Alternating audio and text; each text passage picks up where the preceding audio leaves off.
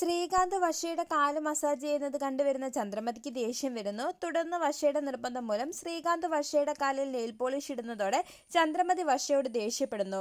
തുടർന്ന് വർഷ ചന്ദ്രമതിക്ക് കണക്കിന് കൊടുക്കുകയും നെയിൽ പോളിഷ് ചന്ദ്രമതിയുടെ കയ്യിൽ കൊടുത്തിട്ട് അങ്കിളിനോട് ആൻറ്റിക്ക് നെയിൽ പോളിഷ് ഇട്ട് തരാൻ പറയണമെന്നും അപ്പോഴേ ആൻറ്റിക്ക് അതിൻ്റെ ഫീലിങ്സ് മനസ്സിലാവുമെന്നും പറയുന്നു.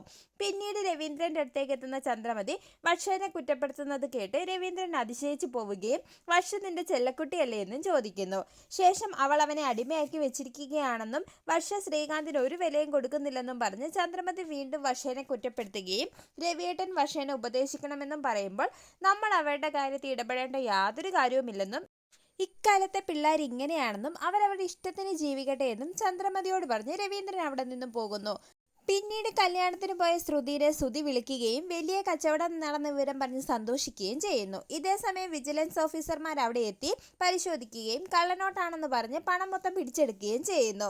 തുടർന്ന് പോലീസ് സ്റ്റേഷനിൽ ചെന്ന് സ്റ്റേറ്റ്മെന്റ് എഴുതി കൊടുത്താൽ നിങ്ങളുടെ സാധനങ്ങളെല്ലാം തിരികെ കിട്ടുമെന്ന് ഓഫീസർ പറയുന്നതിനെ തുടർന്ന് ശ്രുതി പോലീസ് സ്റ്റേഷനിലെത്തുന്നു.